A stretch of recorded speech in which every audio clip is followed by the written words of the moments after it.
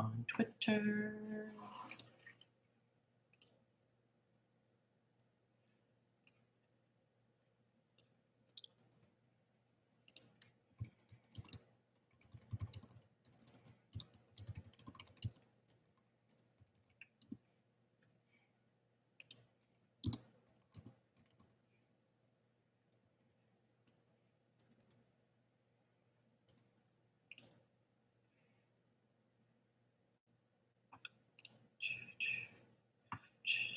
All right.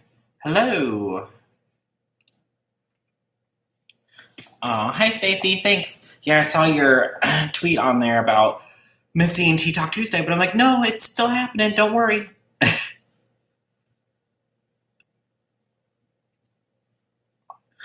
Oh, I got the hiccups.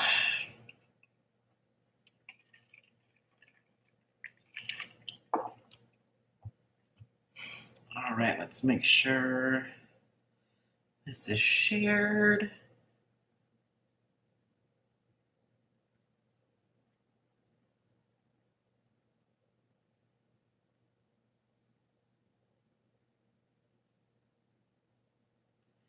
All right. I cannot believe that it is New Year's Eve. It's the last day of 2019.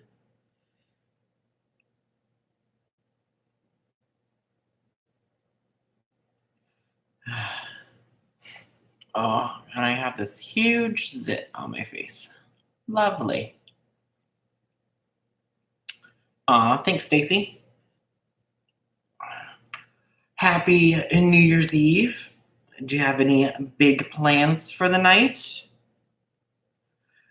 I haven't decided if I'm going to go out yet or stay home, but it's still early. It's only 7:15, so I can still get some stuff done. I just wish I didn't have this huge zit on my face, but whatever. It's the great way to end the 2019, I guess. But this week has been a lot of drama this week. Between Tana and her video, and Trisha Paytas and John Hill, and the Nikocado, Avocado, and Stephanie Sue situation. It was just a lot going on. So, yeah, where should we start? Should we just start with Trisha Paytas and John Hill? So, I just got the notification. Hey, vegan, happy New Year's Eve. Got any big plans for the night? So I'm not sure if Trisha Paytas and Jaclyn Hill have ever really done anything in the past together, but I feel like they definitely are aware of each other since Trisha Paytas knows Shane and Jeffree and James. I feel like she has to know that John Hill was Jaclyn Hill's ex-husband. Just watching you count? Well, watching me in this amazing way to start or to end your 2019, if I do say so myself. So I don't know if Trisha Paytas is just on some giant trolling mode with all these tweets that she was putting out with, or not tweets, but Instagram posts with her and John. I did see that it made it on the Entertainment Tonight Twitter feed that she's got a new man. I saw that and I was like, oh my God. Like, Trisha, what are you doing? Like, I feel like she knows exactly what she's doing. I mean, it's December and anything that will bring more views to her channel, but that's just my personal opinion. So I just saw that makeout video and I was like, dear God, what did I just watch? It's almost as bad as the Shawn Mendes and Camila Cabello makeout video. And I was just like, why? Why are you doing this? And why do I have to see this on my timeline? It's bad enough that I have to see your fortune cookie every time that I open up my timeline, but now I have to see you making out with random people too. So thanks, Trisha. That's just amazing. But then I was watching Tana's video, I haven't had a chance to watch all of her video yet, but it was like really heartbreaking to watch. Like she's literally just laying in her bed, super like sounding sad and depressed. And she said that 2019 was like the best year that she's ever had as far as her career goes, but it was like the most depressing and sad time that she's had since she's really started YouTube. She's totally trolling and he's clout chasing. Oh yeah, I totally believe that she's trolling and he is no longer relevant since he's not with Jacqueline anymore. And even when he was with Jacqueline, he wasn't really in the spotlight. So I don't know if he's trying to, oh dear God, apparently my neighbors are slamming the doors today. I don't know if he's just trying to get some clout and get some relevancy, but who knows? That's trashy. She definitely knows, but the makeup video was nasty. Yeah, I 100% agree. I'm like, I don't need to see this. I don't need to see anybody making out on my feed, but I guess whatever. You do you, Trisha.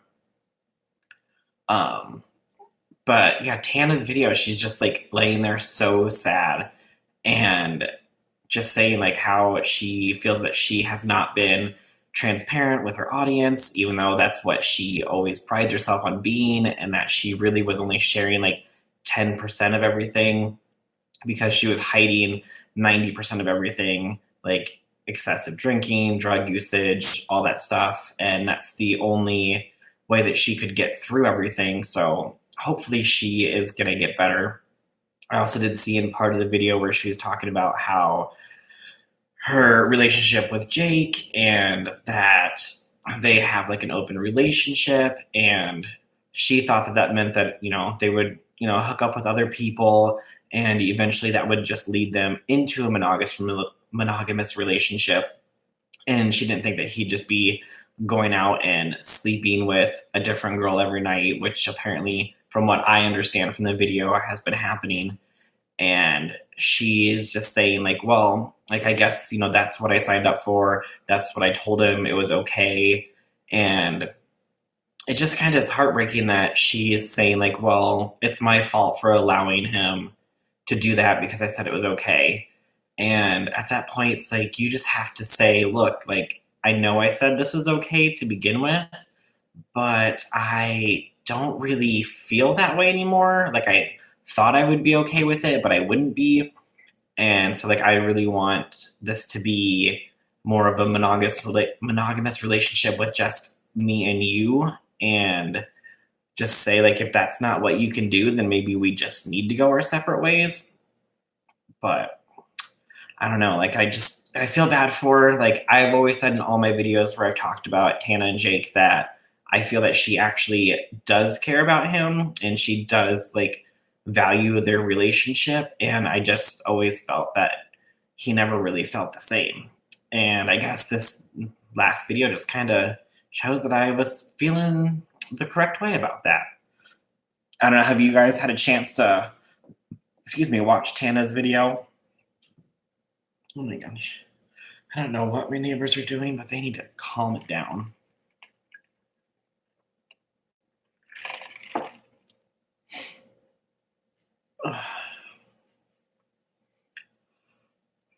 You gotta wake up. I shouldn't be this sleepy at 7 o'clock. But then the main drama that happened this week was the whole thing with Stephanie and Nick. I've watched parts of her video. I honestly feel terrible for her. Yeah, I do too. Like, I was watching it just before I got on here. I was watching that, and I was watching Patty Page's video. I didn't realize that they were both longer videos. Tana's video was like 50 minutes, and Patty Page's video was like an hour. So I didn't have a chance to complete both of them because I wanted to hop on here before it got too late so everyone could join. But yeah, you could just tell in her video that she was just really heartbroken, and I just feel bad for her. And then Patty Page put out a video today saying that she's leaving the drama community. I don't know if I can believe all of what Tana has to say. she was seeing other people all the time too, and the whole relationship was mainly for clout anyways. Yeah, like, I kind of feel that, she said that they had that open relationship, and so, she was going out and seeing other people, and he was too, and I think that she finally just got to the point where she's like, "You know what? This isn't really what I want," and she needs to just, like, tell him that that's not what she wants. I mean, obviously, it's online now, so if he watches the video, he's gonna see it, but when you put yourself into that kind of a situation, then that's really the situation that you put yourself into, and you have to speak your feelings and say, look, like, this isn't for me, this isn't what I want. Like, I want an actual serious relationship, and if that's not what he wants, then it's best to get out now. I mean, I don't know how much more clout that they can get off each other at this point. I mean, it's been what, 6 months since the wedding, because I think it was in July. August, September, October, November. So 5 months, almost 6 months. So, I mean, that whole like cloud of them getting married and everything, that's like done and gone. So at this point, they can go their separate ways, because they were supposed to have a show on MTV together that they announced. And then surprisingly, they both took down their tweets, and there's been no information about it. So I don't know if MTV pulled the show and was like, no, we're not doing that, or what happened to it. There's been no confirmation about what really happened about that. I stopped watching Petty P's video. I need to watch Petty P's video. Yeah. Yeah. So Paige, basically, from what I gathered from the part of the video that I watched from her, is that she's pretty much just taking a step back away from the drama community, and is going to be doing more like reality TV commentary, just because of the changes on YouTube with the creator on creator. I don't even know what they call it, creator on creator attacks, or the creator on creator harassment. So pretty much like if you're a creator on YouTube, and if you make multiple videos about another creator on YouTube, they can flag your channel for harassment or bullying, which some channels I totally can understand that, because some people just like literally go in and attack people and say like terrible things about them, like comment on their looks and all that stuff. And that's, I mean, I don't really feel like that's what she had ever done. Um, and really, all the channels that I watch, anyways, are more just about giving their opinion on people's actions and holding themselves accountable. So I'm just unable to connect to chat. Please try again later. That's weird. Oh, okay. Well, hopefully your guys' messages are coming through. Can somebody send something through the chat to see if it's working? Because mine's saying it's unable to connect to chat. Super weird. But yeah, like, I don't feel like that's what she's ever done. It's just more along the lines of holding people accountable for their actions and what they're saying.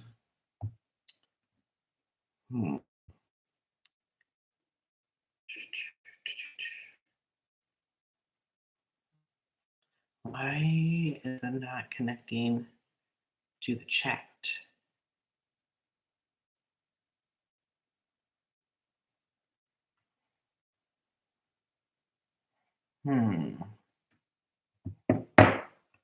Well, hopefully it's still working. Let's see here.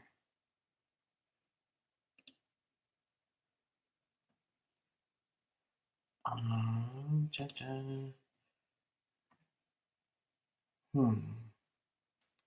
don't know how I can reconnect. Oh, there it goes. Okay. Nick Snyder had to make all of his videos on James private. Yeah, I just had to.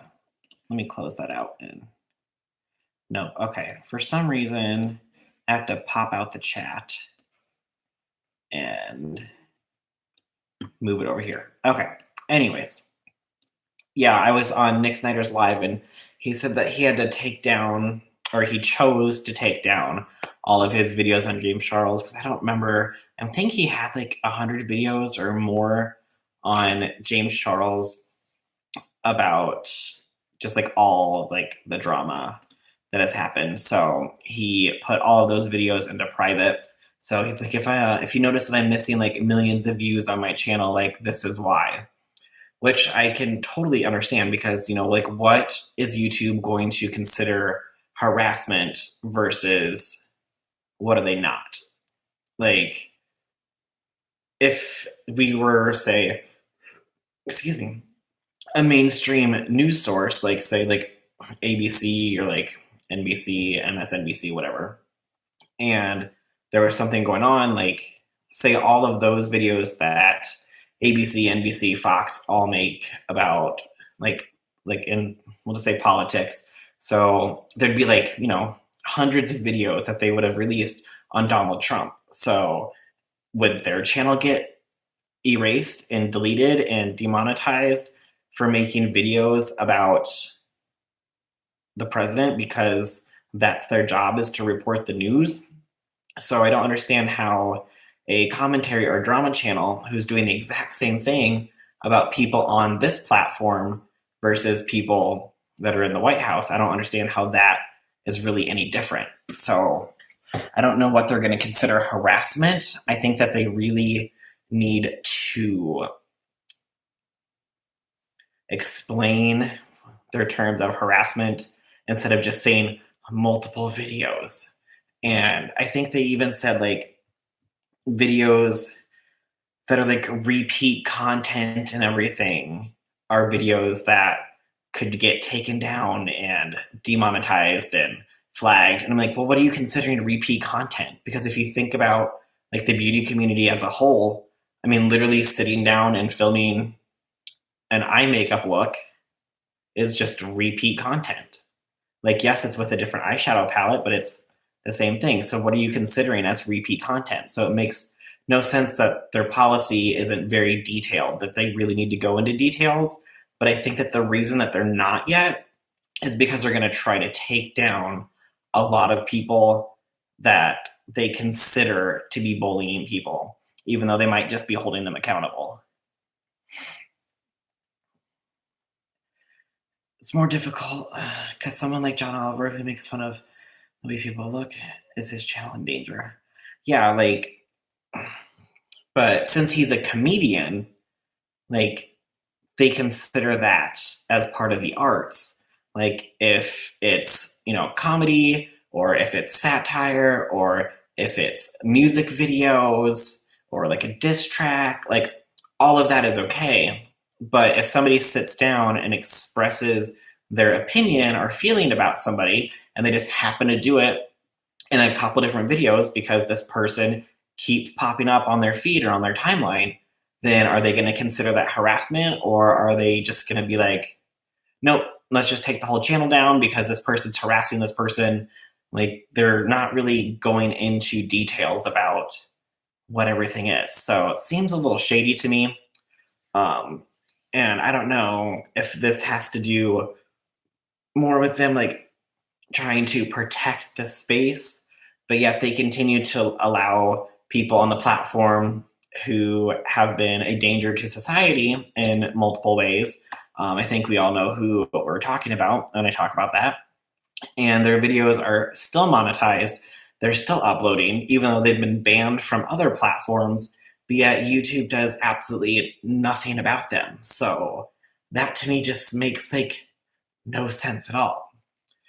So I'm just wondering, like, how in depth too are they going to be going with this? Like, okay, so say I keep making these videos, say instead of doing actual like videos where I put down like a thumbnail and the title and like everything, and if I just come on live, 2 or 3 times a week to talk about whatever drama is and just label it like Tea Talk Tuesday, Tea Talk Thursday, are they going to sit down and watch the videos and be like, oh, he's bullying this person this video, oh, he's talking about this person this video, we're going to strike his channel down? Like, how in depth are they actually going to go with this? So I don't know. I think it's just super weird that they haven't really define the rules for what they're going to be flagging and what they're not. Maybe all drama and commentary channels need to do it in a funny way. It has to do with James. Yeah, I mean, I try to, I wouldn't say that I'm funny. I wouldn't say that I'm like too serious, but I literally just like sit down and express my feelings about things. Like this past video that I literally just uploaded today was kind of more like a one-off between the Nikocado Avocado and Stephanie Sue situation, because both of their videos were so long and everything. Hey Van Luke, how are you doing? Everything in them, I put literally just like everything that Stephanie said, I put Nick's response to it. So you could literally see each of their receipts together. And so I didn't really add too much commentary because I just wanted everyone to be able to see like, hey, this is what she said, this is his response. Because if you go and watch both their videos, I mean, that's 2 hours and 2 hours and 15 minutes that you have to get through both of them.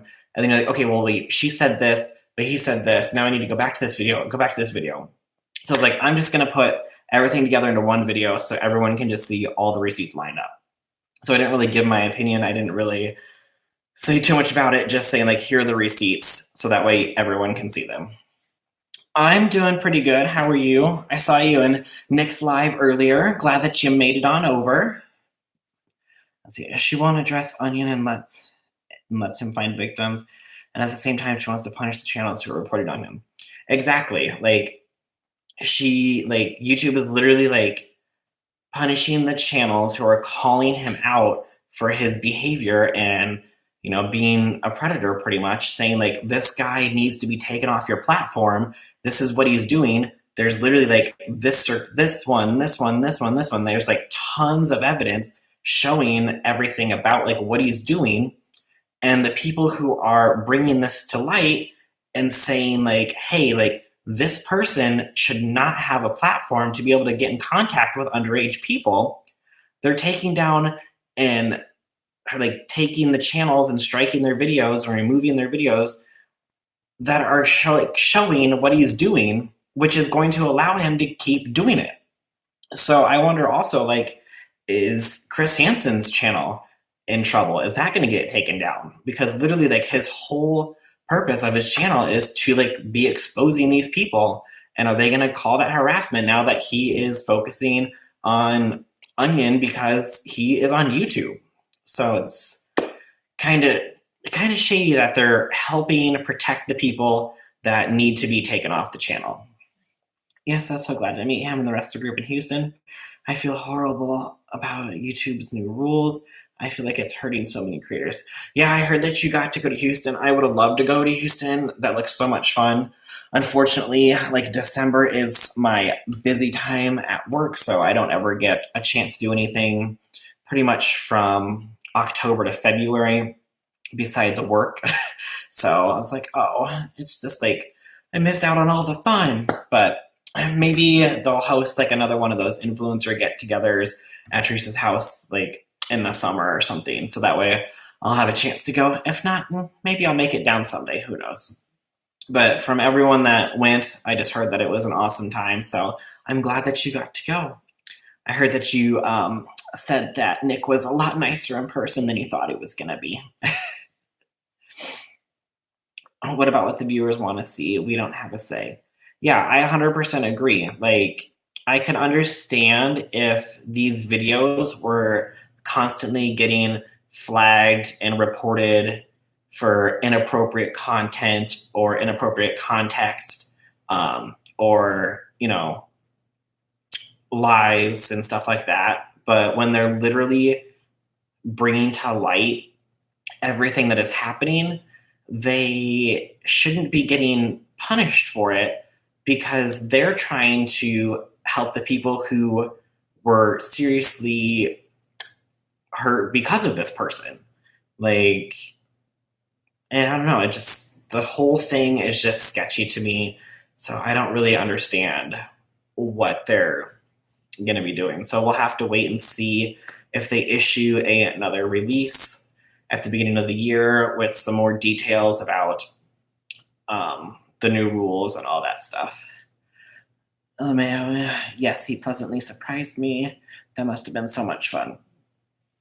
Yeah, I followed Nick for a while, and I was like, you could tell like on video versus like even in like his lives, like he seems like a little bit of a different person. Like, because when he is doing his videos and just reporting the facts and talking about everything that happened, he's just like very direct, very to the point.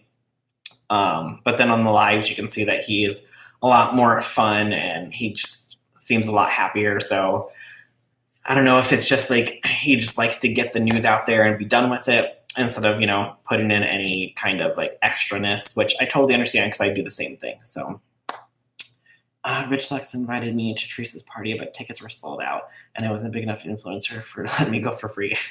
Yeah, I saw that they had the tickets online for sale and everything, and I was like, oh, why does it have to be in December when I definitely can't go? Like, oh well. Maybe next year I'll be big enough to be able to go. I don't know.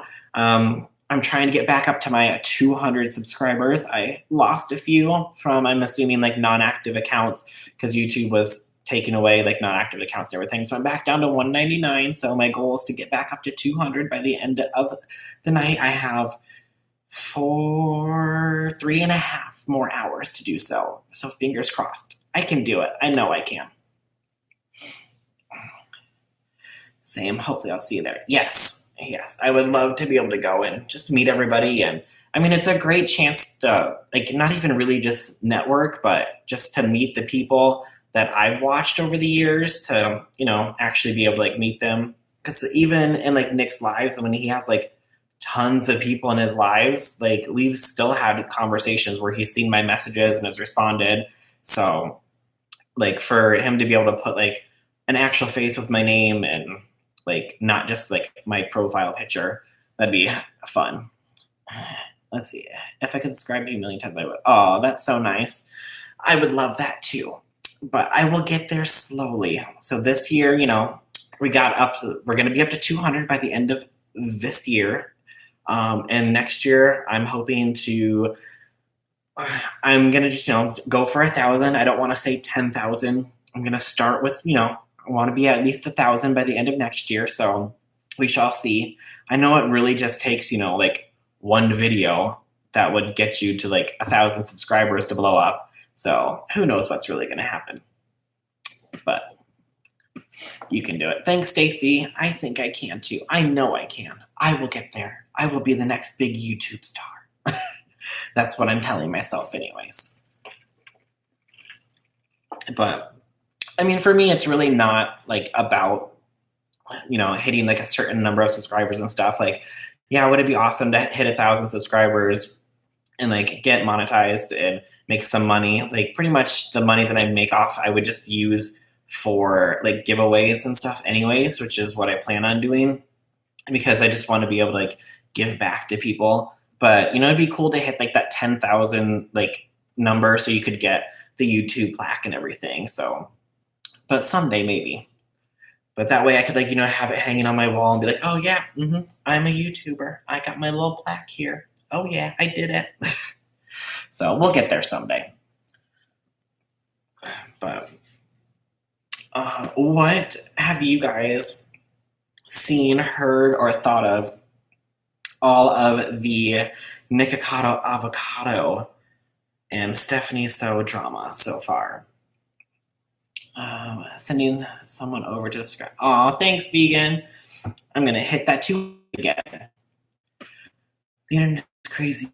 My video where I found out my uncle as my dad had 147,000 views from a predominantly older crowd and a few subs.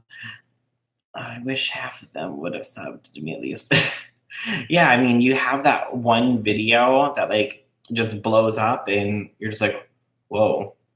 Like the one video on my channel that has the most views, which is my compilation video, which unfortunately, sorry, James Charles, is my James Charles making inappropriate comments for 16 minutes straight or something like that. It has like almost 9,000 views. But like when the whole Dramageddon 2.0 thing came up, like literally that one went from like 30 views to like 4,000 views in a day. So it just like literally blew up, and I was just like, oh. So that was like my first like viral experience, even though I know it's not that many, but for my channel, like that's the most viewed video. And I was just like, oh, hello there. Hey, Caitlin, you're not that late. We're just hanging out talking. Oh my God, that's awesome. Yeah, like when I saw, like when I pulled up my YouTube studio and like I saw like over like 1,000 views, and I was just like, what is going on? And I mean, that's still like, it still gets just like random amounts of views all the time. Like, I think I've probably gotten like another 1,000 or 2,000 views on that in the past like couple months. So every time that James Charles is in the news and anything like that, it literally starts to get views again because people are searching for his name. And since it has, almost 9,000 views, it pops up on the search. I mean, it's not on the first page, but it's in like a lot of the recommended. So, dude, how can you look 10 years old and 30 years old at the same time? I don't know. That's just my special talent. I can't help it.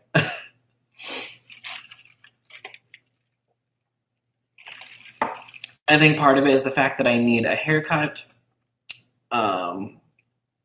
And I just didn't like care about doing my hair or anything like that because I'm going to shower before I end up going out tonight. So, but let's see, what else was there? Oh yeah, so the Nikocado Avocado and Stephanie So situation, like, it kind of goes back to the whole like Trisha and Nick situation where Trisha put out the video of why she's pretty much like, I guess Nick put out the video about like her ghosting him. So then like everybody turned on Trisha because he put out that video showing like, oh, this is what she did, this is what she said. And they all turned on her because he put the video out, and then she put out her video saying like, no, this is what really happened. And they kind of like turned back onto him, and they just kind of went back and forth for a while. Like now they're cool and they're good and everything.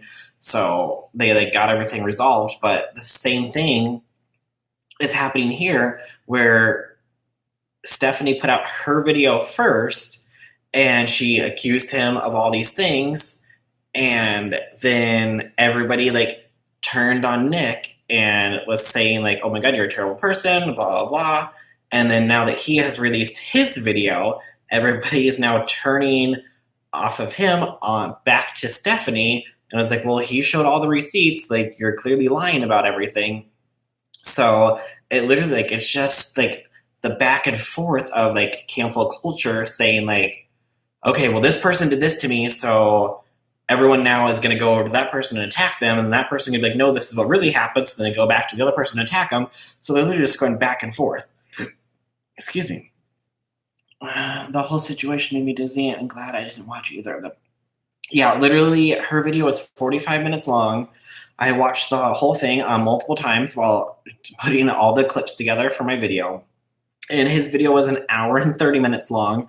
And I watched that video multiple times to be able to put all the receipts and clips together for my video. So I probably spent about 6.5, 7 hours putting everything together. It was just a lot.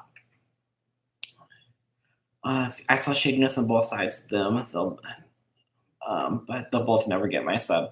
Yeah, like because I saw a couple of the videos, the mukbang videos before I watched her video, or maybe it was right after I watched her video. But then I noticed that what she was saying in the clips that she was putting together weren't the full clips.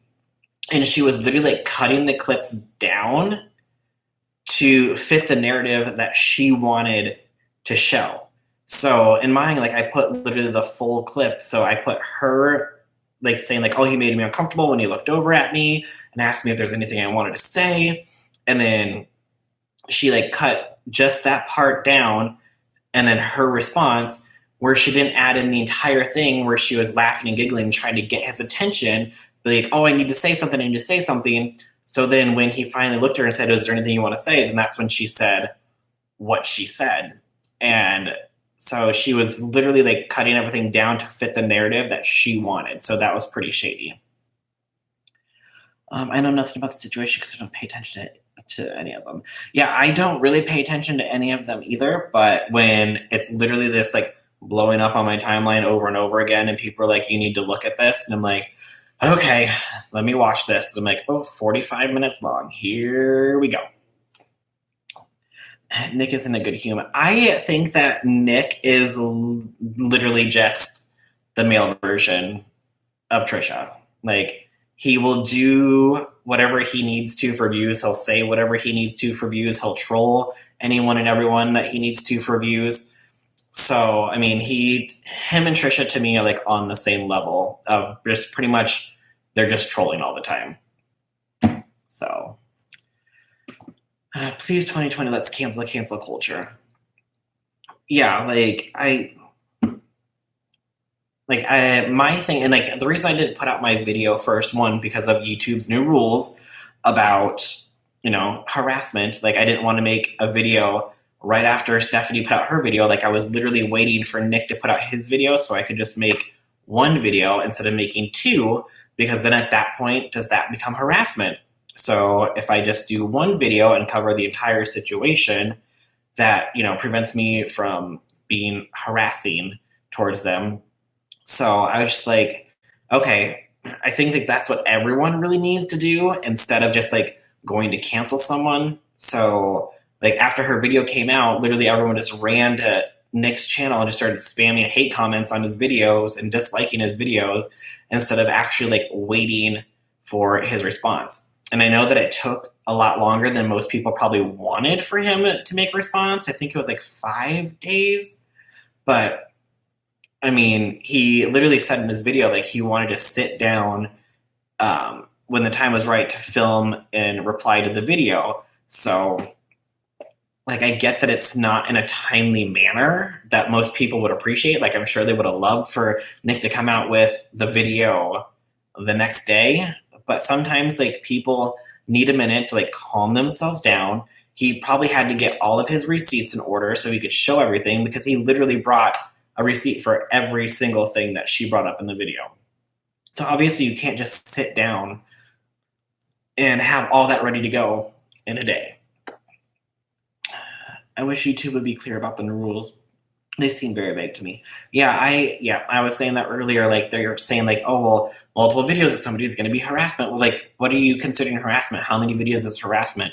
Like, what if it's about a person, but it's about a different topic? So say, you make a video on, say, James Charles for not crediting somebody's look. Then you make a video on James Charles for being disrespectful to fans. Then you make a video about James Charles getting a new boyfriend. So there's 3 videos about James Charles, even though none of them are related to each other.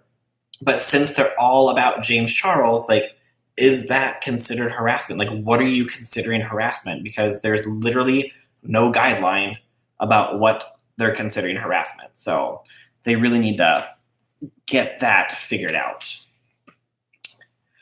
Yes, I'm a super fan of Shane Dawson, and I have several good videos about him, and I pray they don't see them as harassing because they aren't. Yeah, so like, are they just gonna go after titles and see like, okay, well, Van Luke has 5 videos about Shane Dawson, literally like, oh, Shane Dawson is awesome. Shane Dawson sent me this awesome gift. Shane Dawson, newest video made me laugh so much that I cried. Like, just because they're all about Shane Dawson, and even if they're all in a positive light, like, are they going to go through and watch every video and say, oh, these are like positive videos, they're not negative videos? Or are they just going to see like, oh, Shane Dawson, Shane Dawson, Shane Dawson, we're going to flag your channel because we feel like you're harassing this person? Did you see the E! News article about Manny and James? I did see the article about Manny and James about like denying the rumors that they're dating. I know that Manny put out a video. I haven't watched the video, but when I saw that they were dating, I was like, oh, I wonder if this is about something I've seen in the past. Let's see. That's what I want to know too, because if that's the case, the channel will be taken down. Yeah, like, they need to be more upfront and like more clear about what they're considering harassment. Like, how are they going to determine if it's harassment? Like, say you're literally just making videos that praise everybody all the time.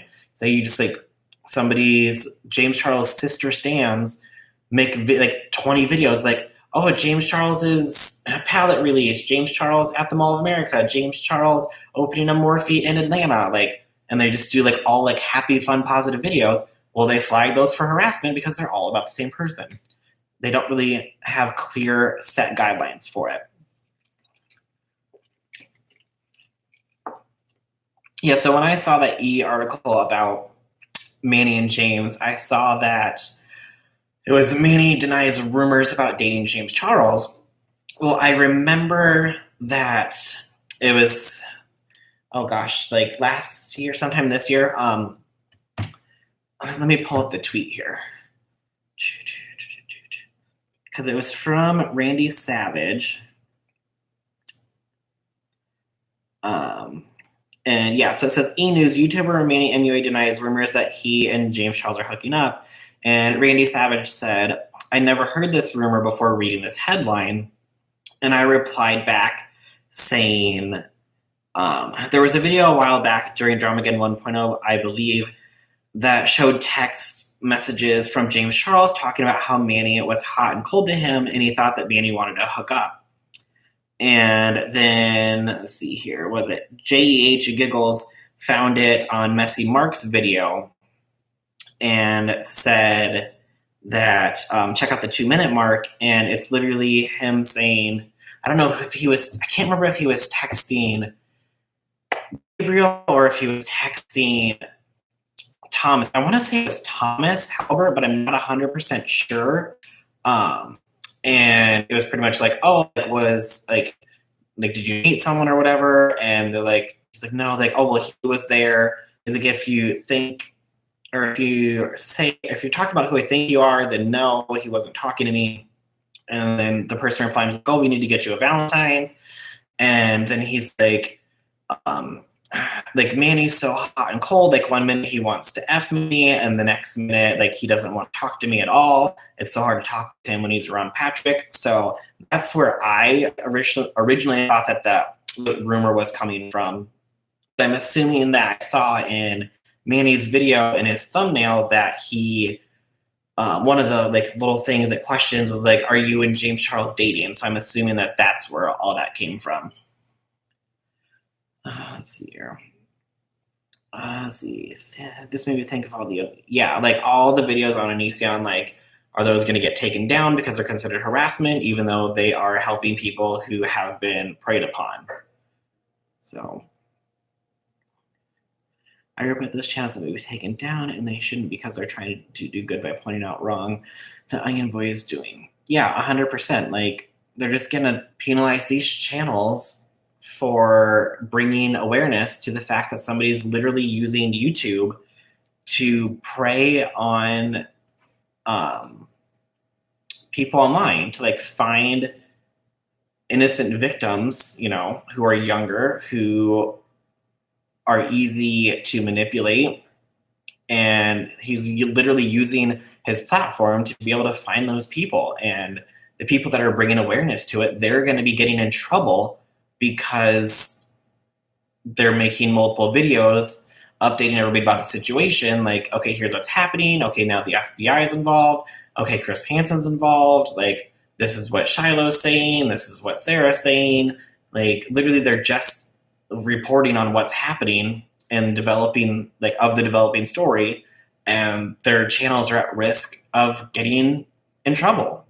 Like, I know that Drama and Opinions has just put out that she wouldn't be making more than a couple videos on each person in fear that her channel is going to get striked and taken down, and that if she does multiple videos on a person, that the other videos will go onto her Patreon.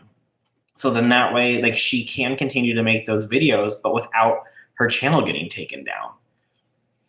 So it's sad that it's getting to the point that we have to branch out of YouTube to report on a story because we're at risk of our channels getting taken down for no reason besides the fact that we're reporting on a situation. It's just stupid. YouTube needs to explain if the harassment policy covers only invoice striking channels, because that's a form of harassment. Oh yeah, for sure. And like the fact that someone like him, or even like the Trisha situation where she was striking that channel, the fact that you can strike a channel as a creator, like I could go to, say somebody takes a clip of one of my videos and they put it into their video, I can go to that person, even if say they have 1 million subscribers and I have my 200, and I don't like the fact that they used my clip in their video, I could say, that's my content, I'm not calling this fair use, and I could strike their channel, strike that video, and they can come back and appeal it, and that appeal goes to me, not to YouTube, not to anybody else. It goes back to the person that like did the strike on the video, and they say, okay, this person is appealing the strike. Are you going to take the strike off, or are you going to let it stand? And even with my 200 subs versus their 1 million, I can say, no, that strike stands, and then their channel gets a strike and that video gets taken down. So the only way that they can actually like combat that is literally to take me to court saying like, okay, legally you're not allowed to do this.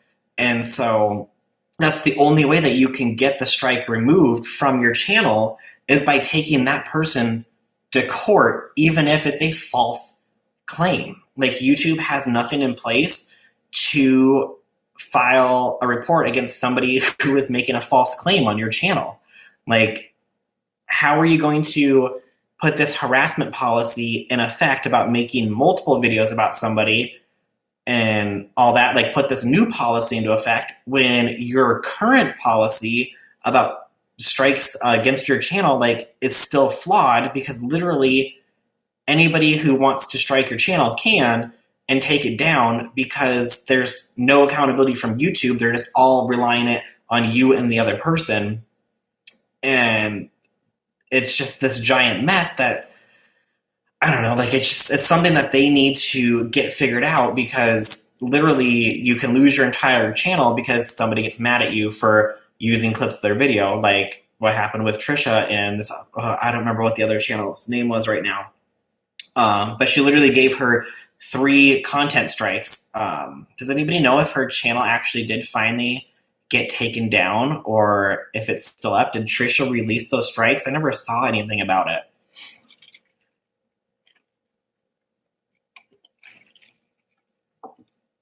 Oh yeah, it's absolutely ridiculous. Like, if somebody puts a copyright claim onto your channel and you appeal it, that appeal needs to go to YouTube, and then both parties need to then be in contact with YouTube, and then the person who's appealing the strike can say, look, this is the video, it's under fair use, I'm not using the whole video, I'm using just this clip, I'm giving my commentary on it, and that's why I believe that this strike should be gone.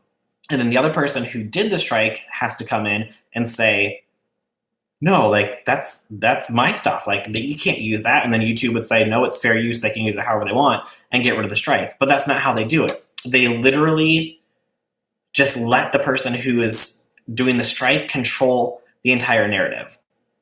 And that's like a way that a lot of people end up getting doxxed on YouTube, is because if, say, somebody has a problem with somebody's channel, they do a fake strike, okay, they appeal it, and you say, no, I'm not appealing it, and then the only way that you can then settle this is by taking them to court, so YouTube then releases your personal information to the person that made the copyright strike.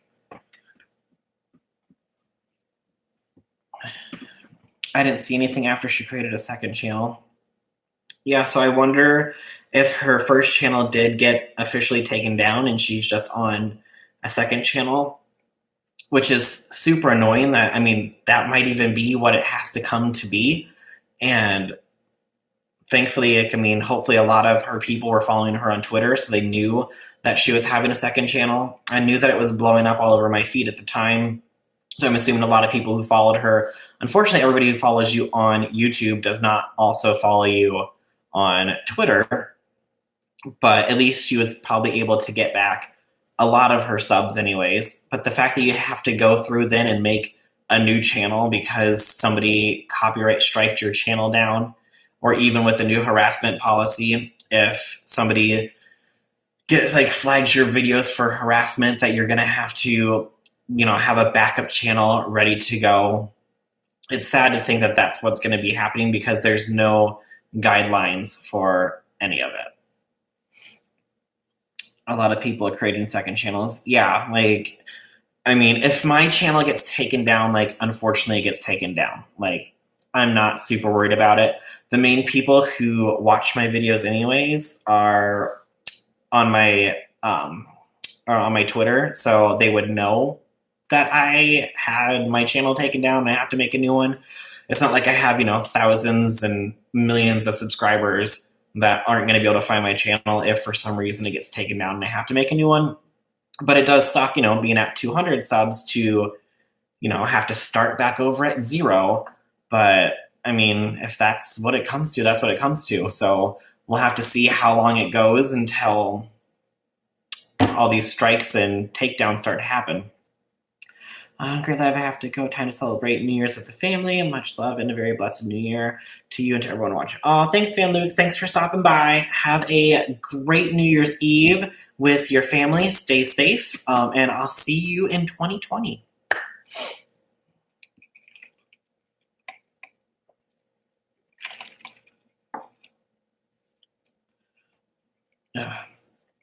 I'm just getting so heated thinking about just the whole harassment policy. That's my biggest thing, yeah. If you're going to come out with a policy, it needs to have clear guidelines. That's just it. That's period. It can't be up into the air for interpretation because then I feel like they're just using it as a way to take down whatever channels that they see fit at the time until they actually release a more in-depth and bullet-pointed policy on what they're considering harassment.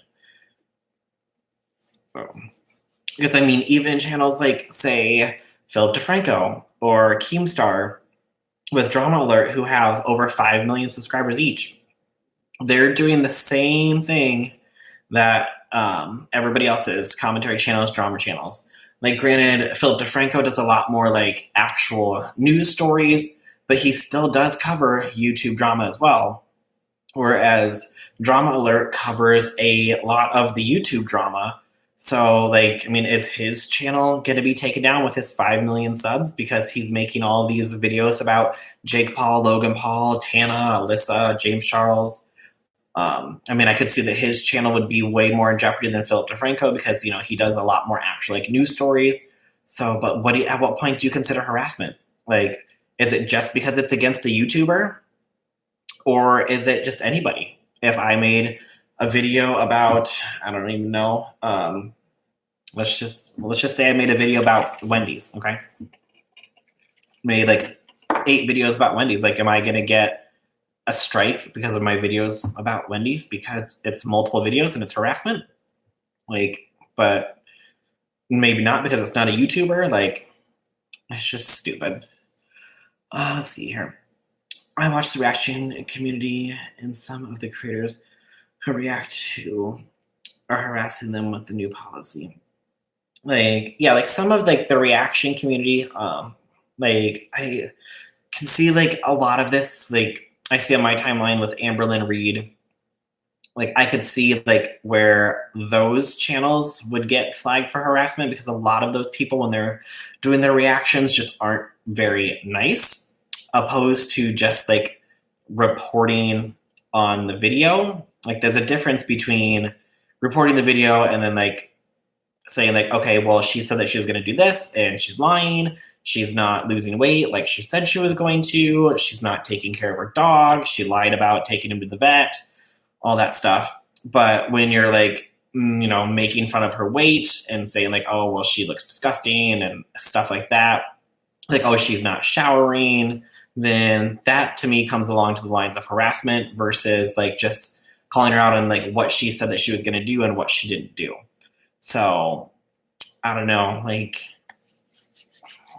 it's a very thin line, a very gray line, because again, like I said, they say that's creator on creator harassment. But then they also said just making multiple videos is harassment. So I don't really know.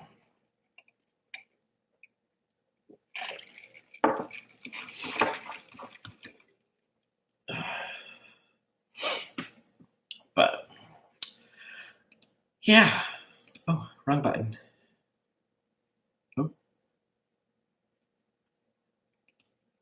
Oh, I love how I just got this little message pop that says, "Welcome to live chat. Remember to guard your privacy and abide by our community guidelines." Oh, your community guidelines that don't make no sense and that aren't clear. Got it. Thank you, YouTube.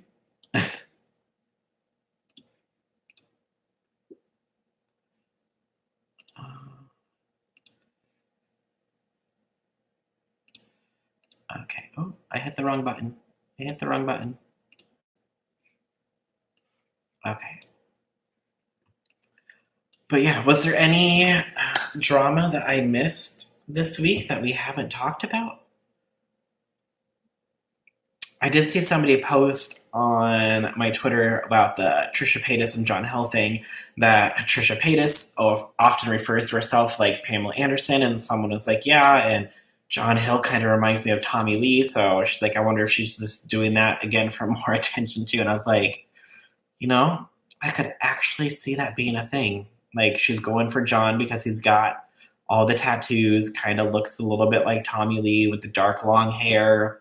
It's like, interesting theory.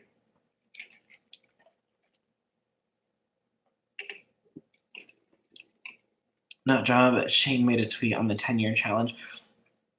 Oh, was that the tweet where he posted the picture of himself with the long hair, and he's like, I'm not looking at pictures from the beginning of the decade anymore. I just posted that one picture. Is that what you're talking about, Caitlin? So I think I just saw that pop up on my timeline ago. Yeah. It was a couple weeks ago. I was out with some friends, and we were talking about like the 10-year challenge, and I pulled up like a picture from my phone. Like, yeah, that's it. They're like, that was like last week. I'm like, no, that was literally 10 years ago when I was in college. Like, you look the exact same. I was like, yeah, I know. Good genes, I guess. I don't know. But I mean, I'll be very thankful when I'm 50 and I just look the exact same still. So, yes, I saw a tweet too. I'd have to do a 12-year challenge because I have no pictures of me from 10 years ago. Yeah, I had to go onto my Facebook, which I don't even use anymore, just to be able to find a picture of me from 10 years ago. And I was just like, oh, I should like actually, I mean, I don't have like any pictures in my house at all. Like, it's the one bad thing about everything being digital now and just online. The nice thing is that you'll always be able to find it as long as Facebook is around. Like, you'll be able to log on to Facebook and see your pictures. If for some reason Facebook goes away, I mean, who knows? Eventually it will. Everything will eventually always go away. But everything is there. But like, as a kid, you literally had like all the photo albums at your house. Like, your parents have the big photo album books, and you like flip through them and stuff and look at things. And I don't have those. Like, I'm sure that a lot of like my sister doesn't have those, and she has 3 kids, and all that, and like she has everything online, and like the one picture that she wants or whatever, she just like prints out and cuts out, but she doesn't have like photo albums because you used to have to take like a whole roll of photos to be able to like go get them developed, and then you just put them all in the photo album. So you don't really have those. So that's, I don't know, just something like, you miss, and you're like, oh, it'd be nice to be able to go back and look through photos of friends and stuff, and like then you gotta go online and find them. And was not a photogenic child and was in 4th or 5th grade 12 years ago. I don't know. I had like long, like bleach blonde hair as a child because my parents never cut it, and it was just like white. So now it's just like really dark blonde and gross. And I need to get it cut because I keep telling myself I'm going to get it cut every day after work, and then I get in my car and I just start to drive home. And I was like, wait, I was going to get a haircut today, but I'm already halfway home. So I guess I'll get it tomorrow.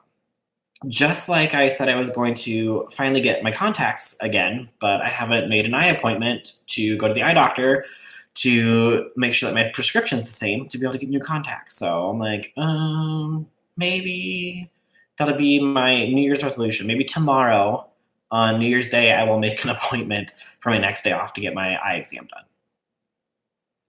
I just found myself unattractive, but I had a major glow up once I hit college. Yeah, I pretty much looked the same. Like, I just got taller and a little bit bigger, but that's all on me because I don't exercise. But I was also, like, as a kid, like, super active and skinny and didn't really eat much. But yeah, I don't know, I ate a lot, but not, I don't know. It was weird. I don't know. I was just always outside running around or like on the trampoline and outside all the time. And now I'm at work, and then after work, I just come home and sit on the couch and watch YouTube. But I kind of have to watch YouTube because I need to know what's going on, because I have to be able to make my videos. If I didn't sit home watching YouTube, I wouldn't know what's going on. So I just have to make a more conscious effort to maybe go like on walks or something when it gets nice. But that's just me telling myself to stop being lazy. So it is what it is. Let's see here. See if there's anything else.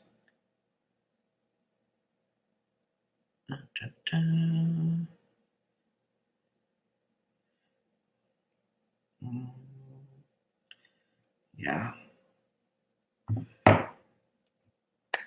But let's see here. Anything else that you guys want to discuss before we end this live stream? I figured I'd not stay on too late just in case anybody has plans. I'm still waiting for my friends to message me back to see if we're gonna meet up, or I figured I'd not stay on too late just in case anybody has plans. I'm still waiting for my friends to message me back to see if we're gonna meet up or if they're just gonna stay home. And if they're gonna stay home, then I'm just gonna stay home. Wish I could stick around. My hubby wants to go get something to eat. I put in my PJs because I thought we were staying. Have a great New Year. Oh, thanks, Stacy. Have a great New Year's. Enjoy dinner and stay safe tonight. And I'll see you next year. People are finally getting their Keemstar orders. Yeah, I saw that they were finally getting those orders. It's about time, because I did a video saying that Keemstar pretty much broke the law when he did his makeup launch, because he didn't disclose that the order was a pre-order and he didn't have those products on hand. So he broke FTC guidelines by not disclosing that was a pre-order. And then he also said that they would ship out by the 20th. But you also can't say what day they're going to ship out, because you can't guarantee that they're going to ship out that day because you don't have the product, because it's a pre-order. So yeah, not good. So I'm surprised that he hasn't got a letter in the mail from the FTC yet, but we shall see. I know that I saw that Allie said that she was going to put together a letter and report it to the FTC. So I'm sure that they got that information, but we shall see if anything comes from it. But I also saw I don't know if it was on like one of the pallet orders or just a post that he did. It was a post that he did talk about like the 10-year challenge. Like 10 years ago, he quit a law firm to troll people on, was it Call of Duty or something? And literally like 3 videos, like for his comments, were 3 videos in a row of him trolling people live on Xbox and saying the N-word multiple times. And this wasn't the like video of him like sitting at the camera, like screaming at it, calling whoever it was the N-word and telling everybody to say that he's the N-word. This is literally him on Xbox Live in the middle of a video game, repeatedly saying it over and over again. So I don't know how Keemstar hasn't been canceled for any of that, because like it's been brought up multiple times that he says stuff like that, but it seems that nobody cares. But then Rich Lux gets caught saying it back in 2015, and like the whole drama community like explodes. So I don't know how somebody with 5 million subscribers versus somebody with 500,000 subscribers, like how they don't pull more attention for using racist words. That to me will baffle my mind completely. I don't know if it's just his fans that don't care or if it's just people don't like Rich Lux and so they drug him because of it. I mean, I'm not saying that it's okay to use it at all in either circumstance. I'm just saying that, as he would say, keep the same energy, because it's not fine for Rich to say it. It's not fine for Keemstar to say it. Why is it not being brought to everyone's attention in that light? Teflon, he's Teflon. Yeah, like everything that Keemstar does and says, he just gets away with, which I don't understand. He literally tells people to F off. He trolls people like that have no followers and sends his millions of followers to attack them, basically. And he thinks that's okay. Like, even if this person was annoying you, that's what the block button for or the mute button's for. You don't have to respond and attack them. You can literally just block them or mute them and not respond and just leave it at that. But you knowing that you quote tweeting that person and putting it on your timeline, people are going to see that and all of your fans are going to go attack this person. Whether they were in the right or the wrong, somebody who has 100 followers versus somebody with, a couple million followers, it's not right to send all of them to harass that person. You should literally just block them and move on. Like, I know that Keemstar had 8,000 people blocked or something, and he unblocked all of them. Maybe you should have just left them all blocked, because you're just going to start a bunch of drama for no reason. But I'm sure he loves to start the drama because the more attention that's on him, the better, because he just gets away with everything.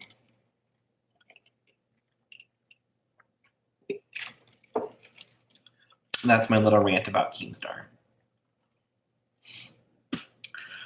But we shall see if he decides to do another makeup launch, though. It'd be very interesting if he did, because I don't really see a point. I didn't see a point in the first one besides the fact that it was a cash grab. But I'm assuming that if he sold, let's do some math here. Let's just say he had 10,000 pallets. Okay. So he had 10,000 pallets, and I'm assuming he probably paid, let's go high, so he paid $4 a pallet. So that's $40,000 is what it cost him to get those. But he sold them at $24. So that's $240,000. So subtract the $40,000 cost to get the pallets, and he made $200,000 in a matter of 15 minutes on a product that he put no work into, and I'm assuming was just a drop ship from AliExpress. So it would not surprise me if he did another pallet launch the next time either Jeffree Star does a pallet launch or another major beauty person does a pallet launch to try to capitalize on it, because it's just an easy way for him to make, $200,000+ for doing nothing. Besides literally just picking out shade names. But one thing, I don't know, that I've noticed anyways, I don't know if anybody else, let me know if I'm wrong, but I haven't really seen, I know Shane doesn't post too much on Twitter and everything, but ever since the makeup palette came out and all of that happened, there's really not much makeup talk coming from him anymore. So sorry, I just got a text message. So I'm waiting for people to come out and just say pretty much oh, that whole makeup thing was just, I know everyone's always saying it's a cash grab, but I mean, I'd love to see like posts of like, him still playing with makeup, like doing Morgan's makeup or doing Ryland's makeup or I don't know, something like that. So, because I wonder if they're going to do, if Shane and Jeffree are going to do another makeup collab this year. Do you think that they'll do another makeup collab? I mean, I feel like with the amount that they sold, Shane did a clown face on his Instagram. Oh, see, I'm never on Instagram. I need to get on Instagram more.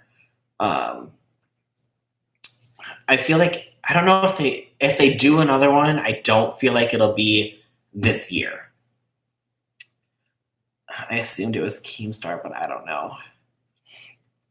I mean, maybe he was making fun of Keemstar. I wonder if Keemstar sent Shane his palette in PR, and then Shane used it to make himself a clown face. That'd be funny if he did. Yeah, if Shane and Jeffree do another makeup collab, I don't think it could be this year. I think it'd be way too soon because there's still people trying to get the conspiracy palette as it is. So I think it would have to be next year in 2021. But I feel like if they don't do a series on it, I don't know if it would do as well sale-wise as this one. And even if they did another series on it, I don't think that it would pull in as many views because what else could they talk about that they didn't talk about in this one? I mean, they can't really show the behind the scenes of like the cost of goods and all that because that's already been done. Like the purchasing order from Morphe, like it's they've already done that. Like the naming of the shades, like I think it was a one-time only thing, but we'll see if they do come out with other things. I'm sure that they'll definitely release more merch through Jeffree, through Killer Merch, Shane will, but only once Shane learns the ins and outs of the merch side, since he's having issues with the merch that he has released with people not getting it by Christmas, even though it was a Christmas sweater. So I'm sure, I can't say I know for a fact, but I'm sure he will release more merch within this next year.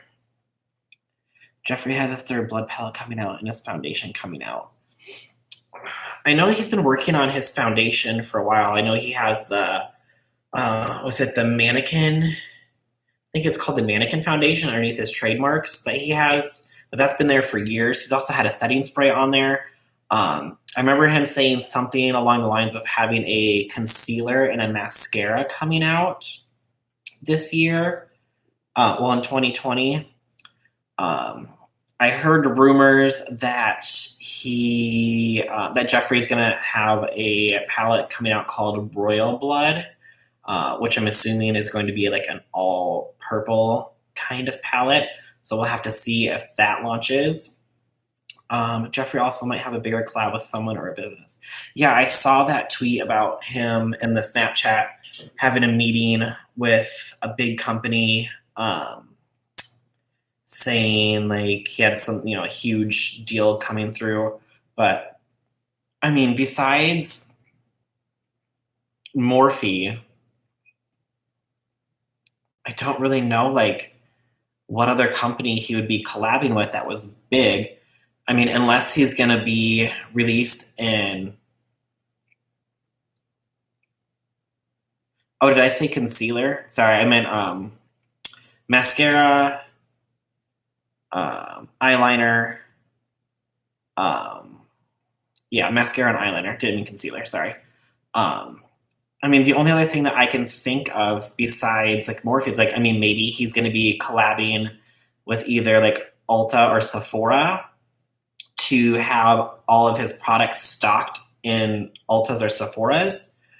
I mean, because I don't see like him working with any other brands. I don't see him working like with Estee Lauder or like with Maybelline or like Elf or Marc Jacobs still does makeup, right?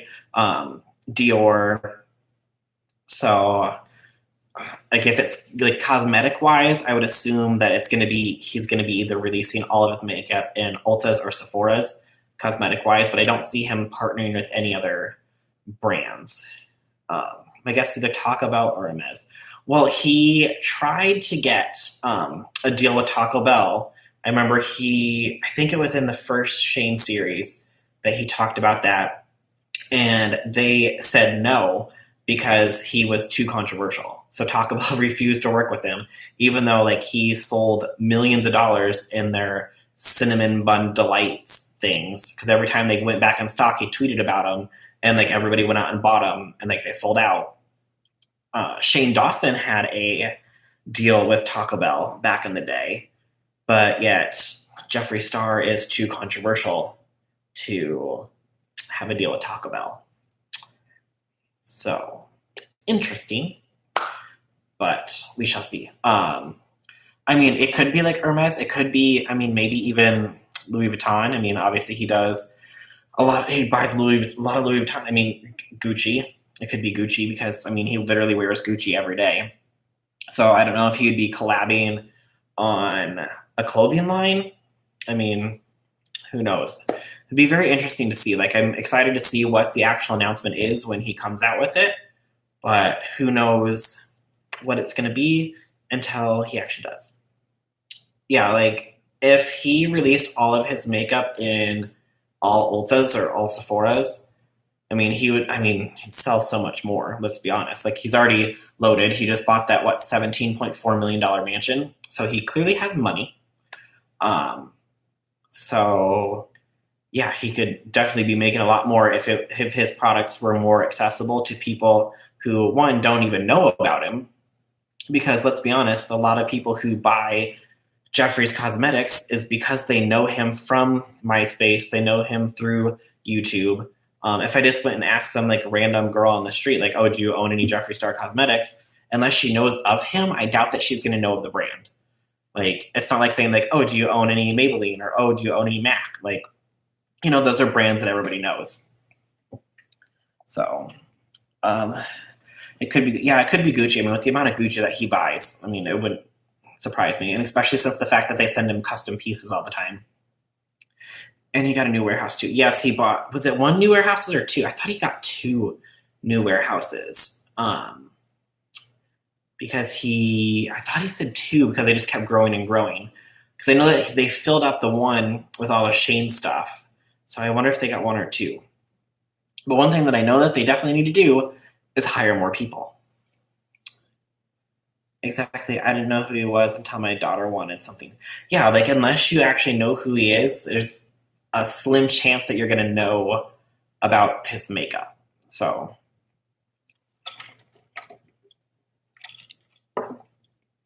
yeah, they definitely need to hire more people because they had that big issue with their Black Friday launch, with their Black Friday sale, because they were still shipping out conspiracy palettes. The mystery boxes got shipped out late, and then everything that was ordered on Black Friday, a lot of it didn't get shipped out until the 13th, 14th, 20th.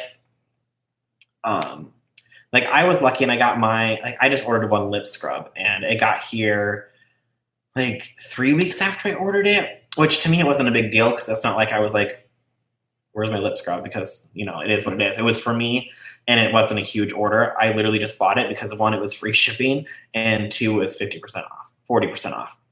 So I was like, if I can get it for 40% off, I always wanted to try it, so why not get it?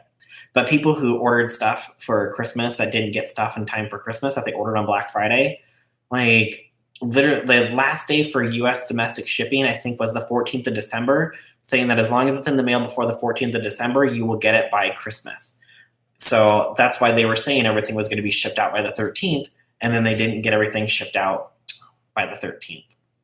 So definitely need to hire more people. And I understand that, yes, they're growing exponentially, and it's holiday time and it's hard to find people who need jobs because literally everybody is hiring in the month of November and December because everybody is selling more.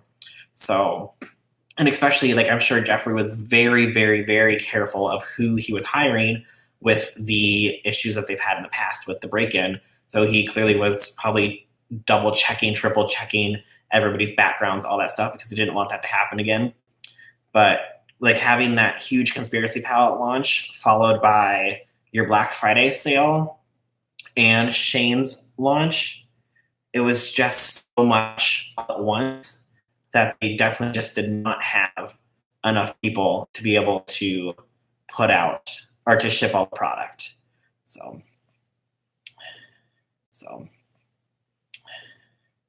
yes, more people need to be hired because it's taken month for November orders. Yeah, like it shouldn't take a month to ship out an order. Like it should be shipped out within a week or two. So the fact that it's taken a month to ship out an order, they definitely dropped the ball with not realizing how many more people that they needed to hire. And I'm not sure if he hired more people before the conspiracy palette launch, knowing that they was gonna sell so many units, knowing that they had 1 million units to ship, or 1 million units ordered anyways. Even if they had 300,000-400,000 that they were going to ship from the warehouse. And I know that they said that they pulled everybody from Killer Merch to ship conspiracy pallets. So I just don't know if they thought that that would be enough people when it really wasn't. But who knows? But I think as of now, everything finally got shipped out. So at least hopefully.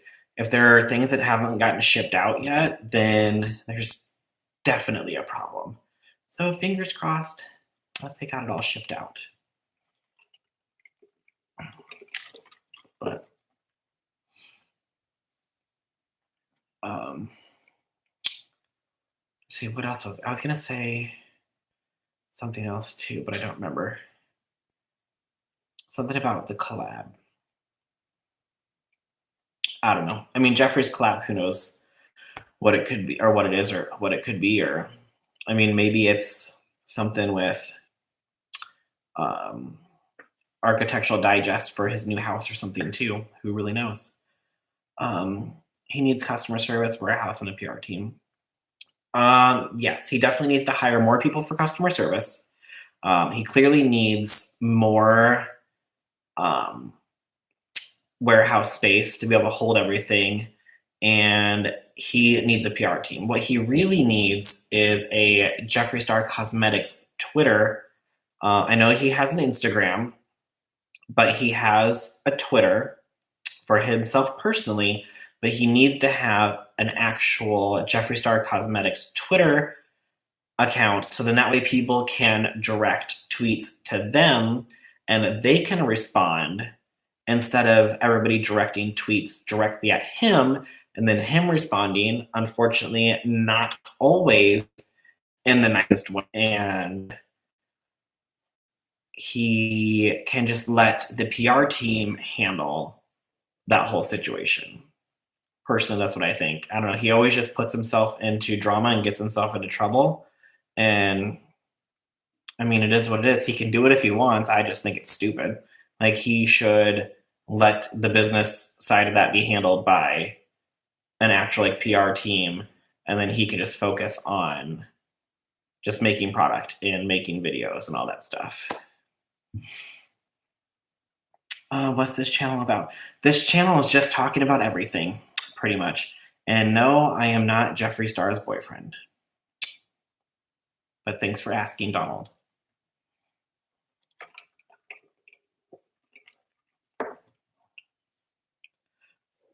Yeah, he'd keep himself out of so much trouble if he just had the PR team open up a Jeffree Star Twitter account, or Jeffree Star Cosmetics Twitter account.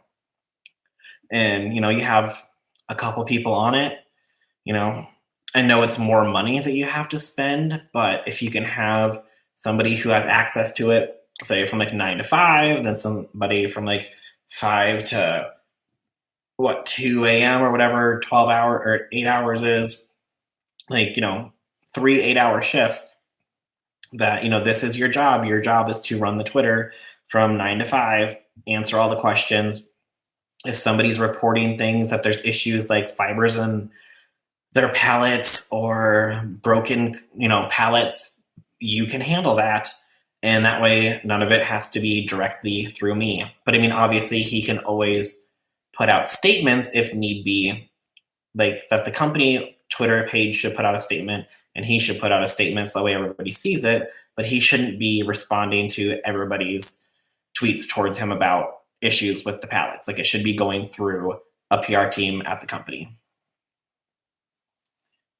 And it'd be less a headache of him having to keep responding to the reply. Yeah. And I can see why when he does get those replies that he does kind of lash out. Like, if you're literally having, thousands upon thousands of people tweeting you like issues, and it's literally just like blowing up your mention section, like, of course you're going to get annoyed.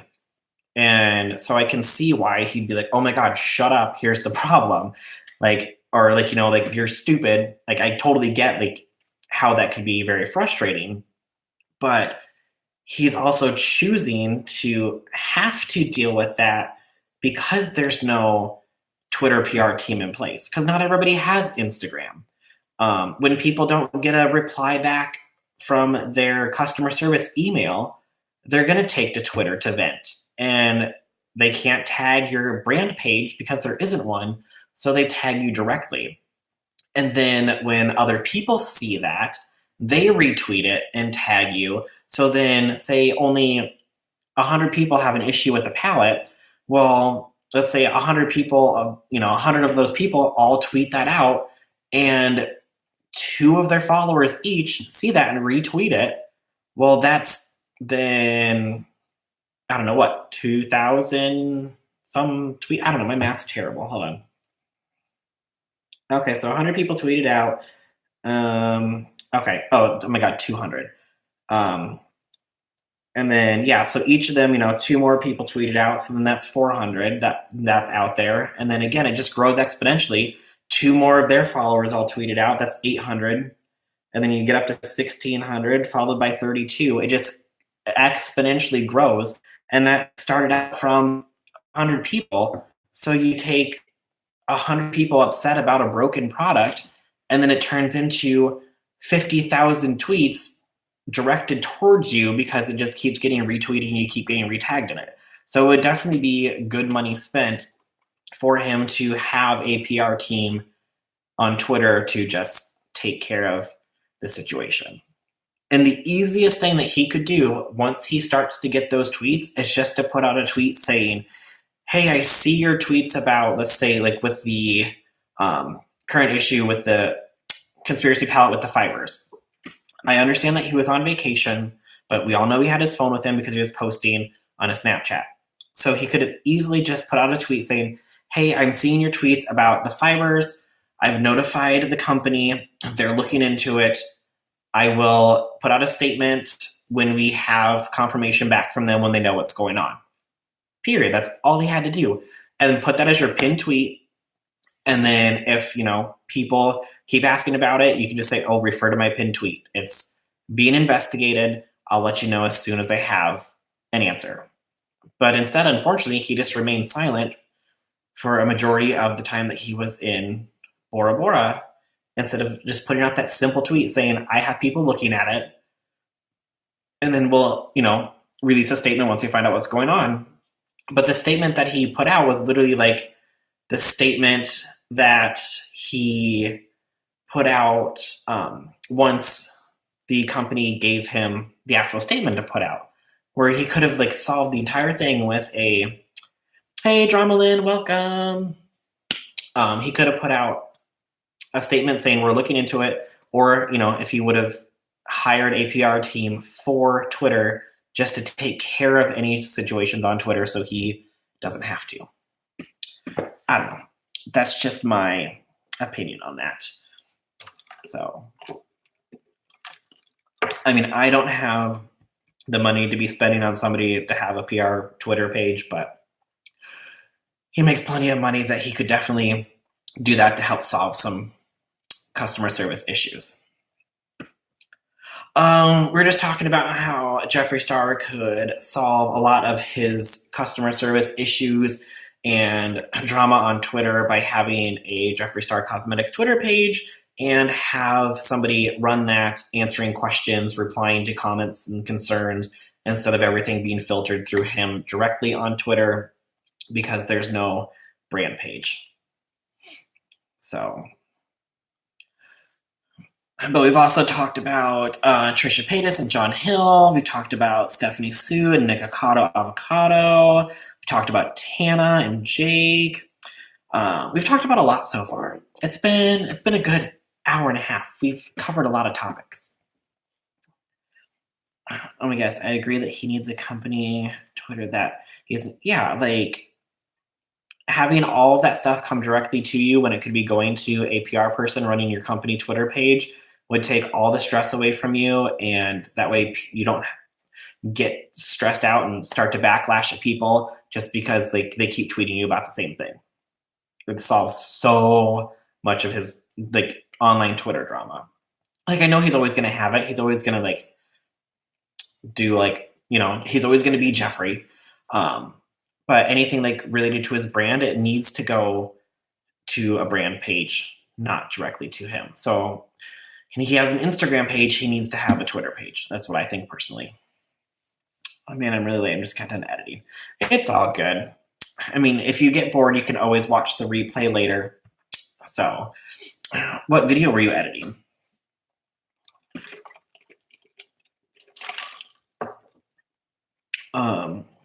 Let's see. The other thing. Mr. Austin McBroom from the Ace family put out his tweet pretty much calling like everybody ungrateful. Did you guys see that?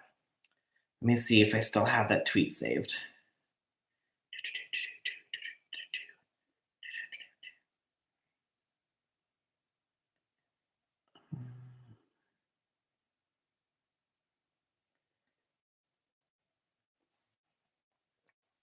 Nikocado Avocado Stephanie. Oh, yep. I finally got mine done. I literally watched those videos. Oh my god, like 6 or 7 hours is how much time I spent watching those videos to put all of my receipts together. Yes, he's so rude to his audience. Just yeah, let me see if I can find.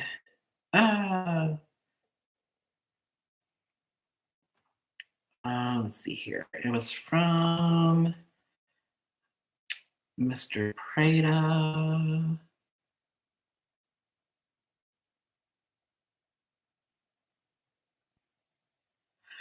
Okay, let's see here. I didn't want to watch another mukbang video. Yeah, if I never have to watch another, not even like a mukbang video, but just another Nikocado Avocado video, I'll be good to go. I was saying that Nikocado he's just the male Trisha Paytas. Literally, he's just always trolling. So anything that he puts out, like everyone's always going to assume that it's a troll anyways. But I mean, he came with the receipts for his video. So it was a lot of stuff to watch. Let's see. So Austin said he tweeted and deleted, of course, because, he couldn't stand by his tweet. He said, some of y'all are ungrateful for free content. Some of y'all should be charged every time to watch someone's video. I don't know why y'all think it's so easy to make videos every day or every other day. If it was so easy, everyone, including yourself, would be doing it.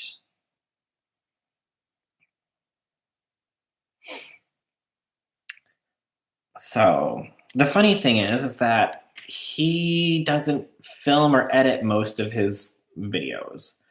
He has a videographer and a film editor. So I don't know why he's complaining. But yeah. So it's going to get to the point where eventually, their channel is going to start going downhill. I don't feel like it was doing as good as it was before anyways. Let's take a look here.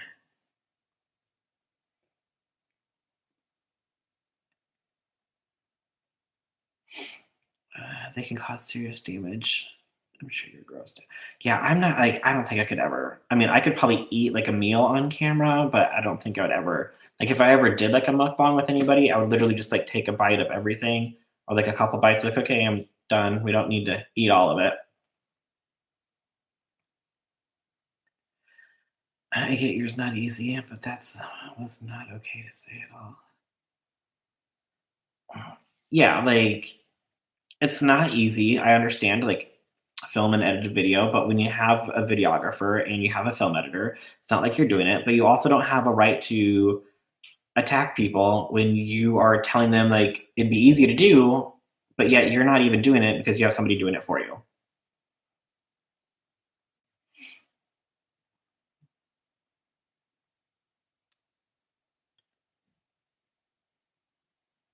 Let's see here. Yeah, I mean, their channel was getting, for the most part, between like, 6 and 10 million views per video. And now they're getting, like 3, 4, 2, 4, 3, 2, 4. Their music video got like, what is that? Like 15? Well, that's the behind the scenes.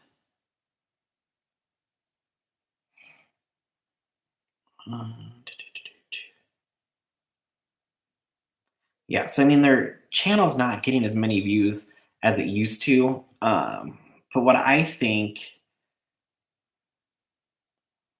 um, their biggest downfall, honestly, like once their views started to drop off, like they built that ginormous $10 million mansion.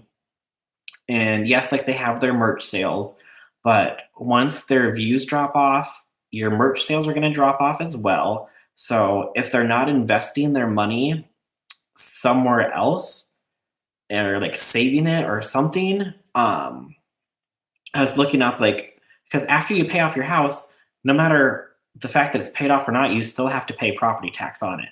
So like or the median property tax is 1.1%. So for a $10 million house, that's $131,000 a year that after they get done paying off their house, they still have to pay $131,000 a year every year that they live in that house to be able to keep it. And if you can't afford that $131,000 a year in property tax, your house gets foreclosed on and then you're homeless. So if they're not being smart with their money and investing it in other business ventures and just relying on YouTube and hoping that money between YouTube and AdSense and their merch sales and any kind of sponsorships that they get, like it's going to eventually go away and you're not going to have any money to be able to pay the property tax. So building the house that big, kind of scary, kind of dangerous to think that you have to pay $131,000 a year in property tax.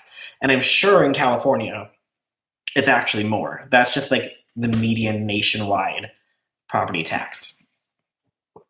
I don't see people being rude to the Ace family, just more concerned for them. I guess they said that they were going to be doing Vlogmas every day or every other day, and they didn't post for a few days, so people were just asking where the video was.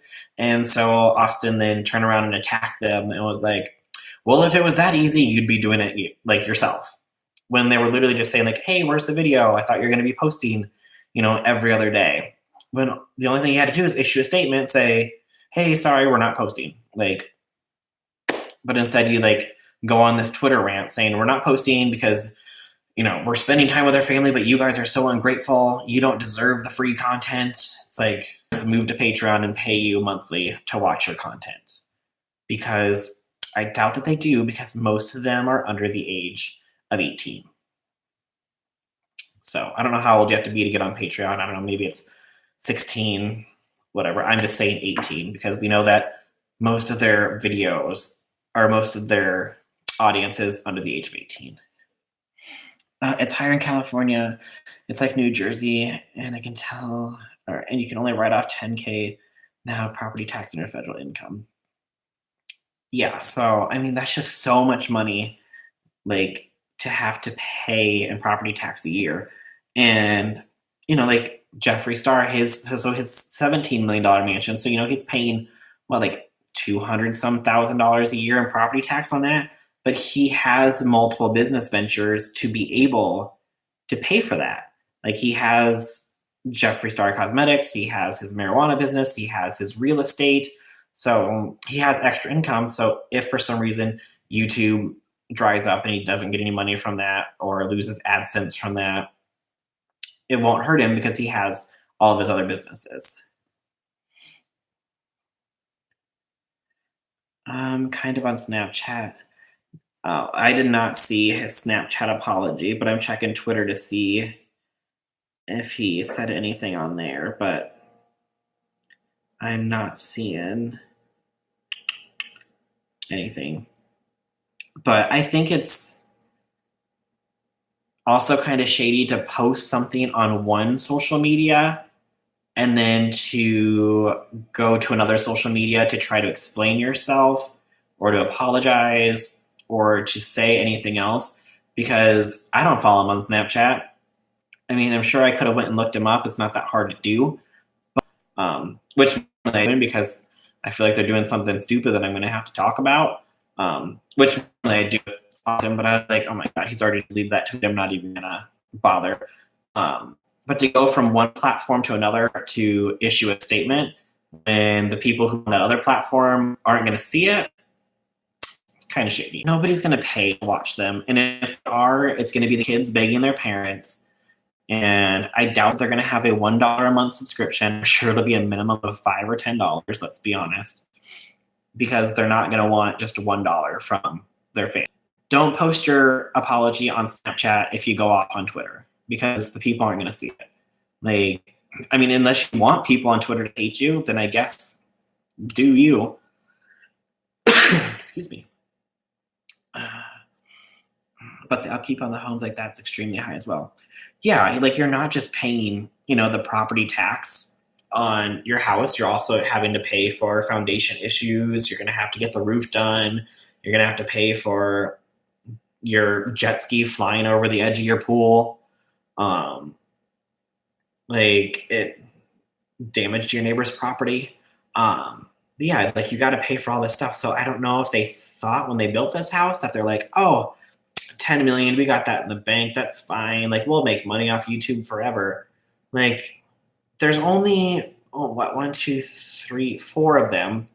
I'm sure they're trying for a fifth because Austin wants a boy, so there's 5 of them. They don't need a house that big, unless, like, I missed something where they said that all of their families have moved in, if they have a room for their videographer, if they have a room for their editor. Like, you don't need a house the size of a mall for 5 people. Like, I mean, Jeffree said in his video that the house isn't just for him. They're having their families move in. They're having, their armed guards stay there, like, on site all the time. So they have, like, the need for they have the extra rooms for a reason. So I don't know what the Ace family's reason for needing a house that big is, besides having a house that big. It's very shady. You should apologize where you have to. Exactly. He said he does better on Snapchat. Yeah, I saw that tweet where he's like, I just do better on Snapchat so I can, like, talk instead of, like, people just read my words or something like that. But if you're going to, like, rant about something, then why didn't you just take your rant to Snapchat? Because I'm sure you were like, well, people they twisted my words and that's not what I meant. And, like, it's just, not fair that they just, like, assume that that's what I meant. It's like, well, knowing that Twitter is a platform where people can easily twist your words because it's all text-based, you can't hear sarcasm because it's literally just text. Whereas if you would have went to Snapchat and said it on Snapchat and been like, okay, well, here is what's going on. Here's the problem. Like, and said it sarcastically, at least on Snapchat, you can hear a tone in your voice change. You can hear the frequency of your voice change, the pitch of your voice change. So then people can tell that it's sarcastic. They can see your facial expressions. But if you're going to go on some kind of rant on Twitter and then take it to Snapchat to apologize because people weren't understanding what you said, then that's kind of your own fault and nobody else's. But that's just my take on it. But it'll be interesting to see where the Ace family is in a couple years from now. I do have, like, a rant video that I'm working on about just family vloggers in general and how I feel like they just need to be off of YouTube, because I don't understand how hey, I gotta run. Glad I was able to catch some of your lives. Oh, thanks, Dramalyn. Have a good night. Happy New Year. Stay safe.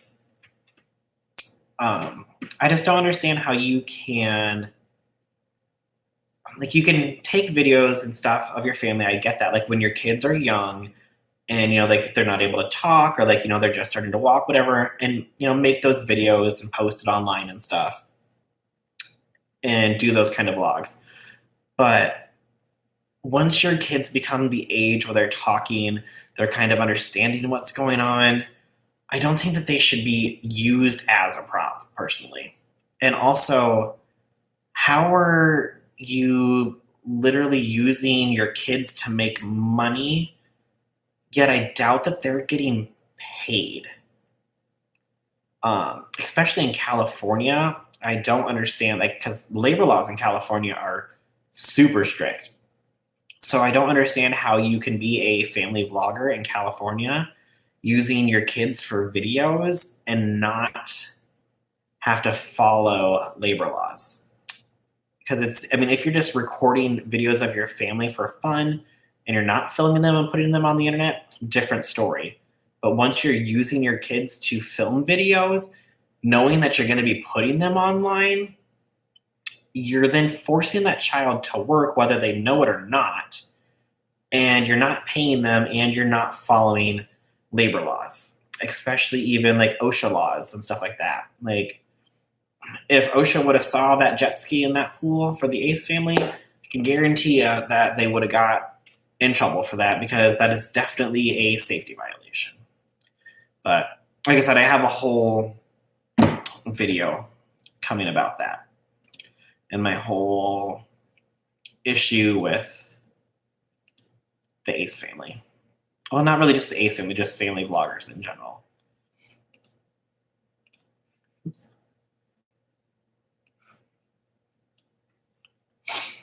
All right. Well, I think that's pretty much like everything that I got. Do you guys have anything else that I missed this past week? I can't really think of. We covered a lot of stuff. We covered Tana, covered Trisha and John Hill, Nikocado, Avocado, Stephanie So, Ace family, Jeffree Star, Shane knowing that he needs to learn how merchandise works. We covered a lot of topics. So, kind of like a weekly recap, I guess, but also just a, like, whatever cap. Plus, I don't know, I just like doing these lives because it's fun to just sit here and chat with everybody. I know I talk with you guys on Twitter as much as I can, but I don't know, I just enjoy sitting down and, things that I haven't made videos about, we get to talk about. And even, I might still make videos about other things. Once I watch all of, Tana's video, I might make like a response video to everything that I saw in her video, but I'll have to sit down and watch it. I also do want to finish watching Petty Page's video. I only got like 10, 15 minutes in before I had to turn it off to come do this live, because I was like, oh, it is like 7:15 and I was going to go live at 7.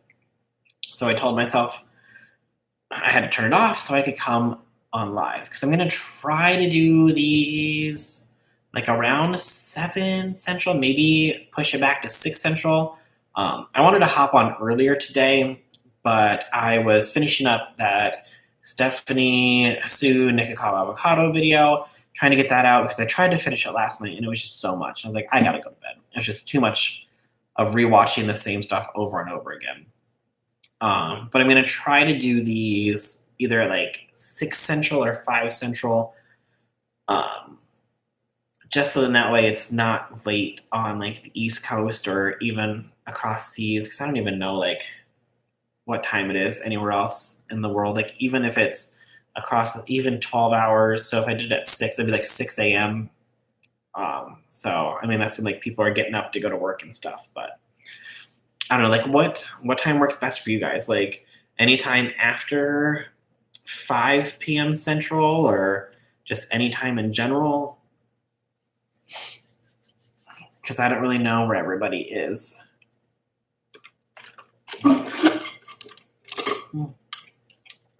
I'm out of my drink. That's how I know it's almost time to end this.